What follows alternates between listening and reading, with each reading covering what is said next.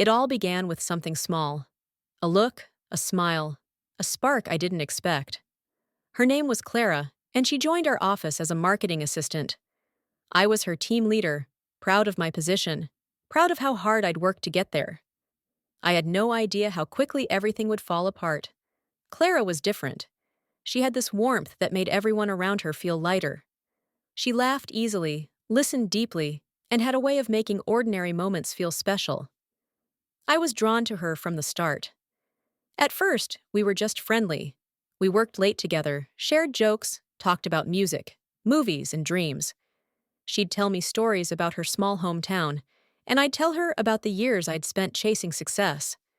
It felt harmless, until it wasn't.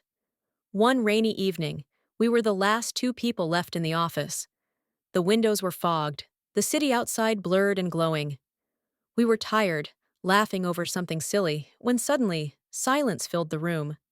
She looked at me, and I saw something in her eyes.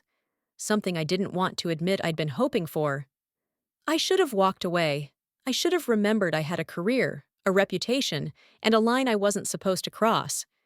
But that moment felt too strong, too real.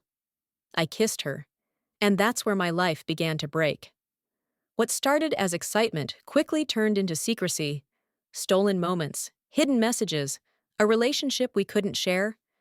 I told myself it was love, that it was worth the risk. But love built on lies can't last. People began to notice. The glances across the office, the way we defended each other, the sudden closeness. Whispers started. I tried to ignore them, but they grew louder. Then one day, my manager called me in. He asked simple questions. If I was involved with a colleague, if I was keeping things professional. I lied. I said no. I said we were just friends. He looked at me for a long time and said, "Be careful. One mistake can cost you everything." I should have listened. After that, things got tense. Clara started worrying. "Maybe we should stop," she said once. But I couldn't let her go. I told her everything would be fine, that I'd protect us both. I was wrong. A few weeks later, HR called me for a meeting. They had photos, one from a work trip, showing us together in a hotel bar. Nothing too bad, but enough. Someone had sent them anonymously. I felt my chest tighten as they asked me to explain. I tried to talk my way out, but the truth was already out there. They suspended me that day. Clara was called in next. I remember the look on her face when she walked past my desk, pale, shaking, her eyes full of fear and disappointment. She resigned the next morning. I lost my job 2 days later. Everything I'd built over 10 years, gone. My name was whispered with shame in the same halls where I used to be respected. I thought Clara and I would face it together, but she stopped answering my calls. I don't blame her. She had her whole life ahead of her. I was the one who dragged her down. The days after losing my job were the hardest of my life. At first, I was angry at the company, at the people who exposed us. But deep down, I knew the truth. I'd done this to myself. I tried finding new work, but every interview ended the same way. "We'll be in touch." They never were. My savings slowly vanished. I sold my car, then moved into a small apartment on the edge of the city. The walls there were thin. Sometimes I could hear my neighbors arguing, laughing, living. It reminded me of everything I'd lost. I used to check Clara's social media. She looked happy. A new job, new city, new life. I was glad for her, even though every photo felt like a knife.